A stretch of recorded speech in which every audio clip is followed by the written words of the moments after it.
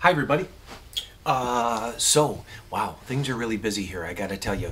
We do appointment only, and sometimes you're gonna come in and see everybody like on an iPad because we do a lot of mail order business, and we're trying to answer questions for people from all over the world. So don't forget to call us, and we just had somebody leave all upset because, you know, they wanted to come in and we were already booked. The room was packed. So there just is no way to put too many people in here. And for us, our business is up quite a bit now that we've done this thing. So we just want to share that again. Call us, make an appointment. It's actually pretty easy. You can get appointments the same day.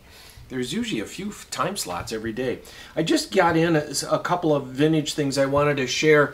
First off, this is a melody maker.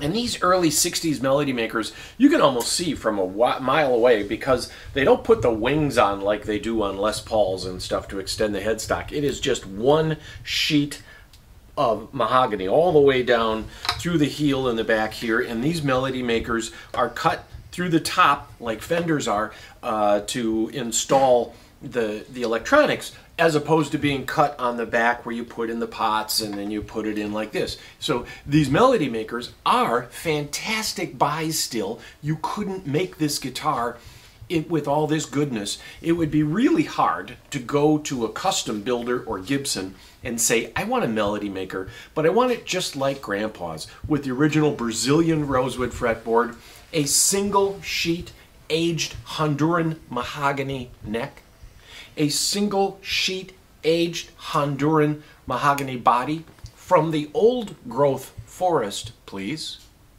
And then to get aged magnets, and these parts are all, you know, this bridge is probably worth, what, $400 or $500 for just the bridge? So this is an early big neck pre-64 1963 Gibson melody maker, and these are great guitars. This is just under $2,000, has the original case. It's completely straight, completely clean. And if you're looking for something to invest in and you've missed the boat on your pre-CBS Strat, then something like this is really a great buy, and it's not a lot of money. We'd be open to a trade. Speaking of pre-CBS Strat, this came in. Now, this is a master-built 54 Strat, and it even has a serial number on the back of the plate. And you can see that on the original 54 Strats, the first year they came out, they had that serial number on the back plate. So then they went, you know, that might break. So they eventually started putting them on the neck plate and stamping them on there. At this time in 54, the serial numbers on the Telecasters, their other guitar, was here on the bridge. So when the Strat came along in 54, and that's about the time that they just started doing serial numbers stamped into the plate.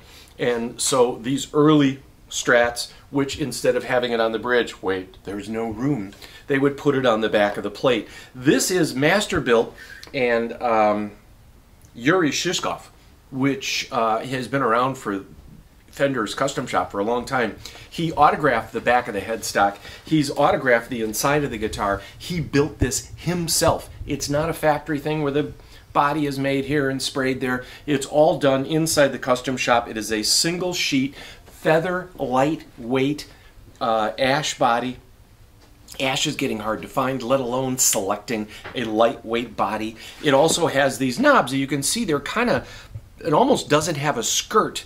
So this kind of brittle plastic and these early knobs, this football-shaped switch tip, these are all features of the original 54 Strat. Now, this is some inside secret. This came to us without the original paperwork. They needed a dealer. We, as the dealer, we came and called Fender. We gave them all the serial numbers. We took the guitar apart. We verified that it was one of his makes here, and it is something that he made, and we are waiting for the paperwork. So this will be out soon. This is a master build. How much are these? Well, they can be a lot of money. You'll see these 6, 7.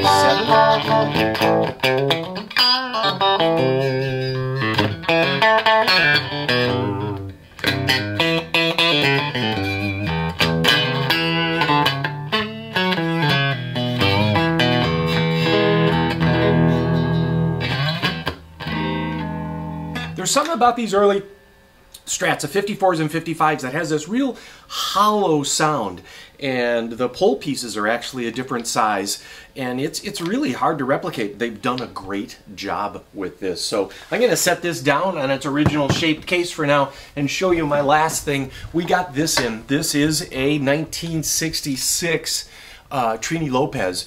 You guys are all probably familiar with the Trini Lopez with these nifty F-holes. They are bound diamond-shaped F-holes, and then the diamond-shaped inlays on the headstock, the Firebird headstock. Trini Lopez was actually a movie star. Look it up. There's movies you've seen that like, that's Trini Lopez? Yeah, and the guy could sing and play. Gibson did not give away their artists' names to just anybody. Trini Lopez was a big deal.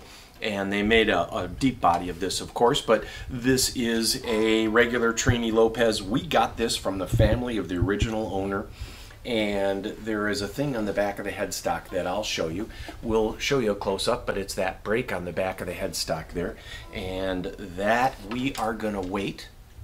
We just took this in. We could flip it and sell it, but we want to make that better.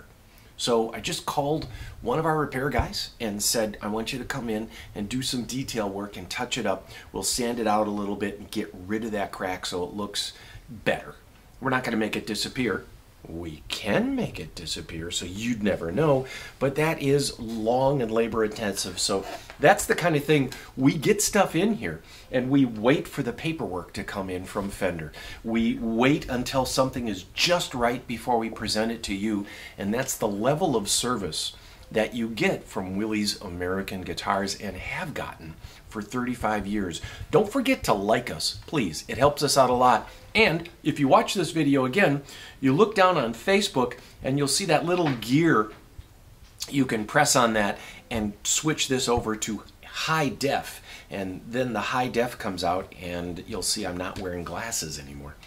Okay, that's it for me for now, and we look forward to seeing you. Call us and come in and see some of this stuff.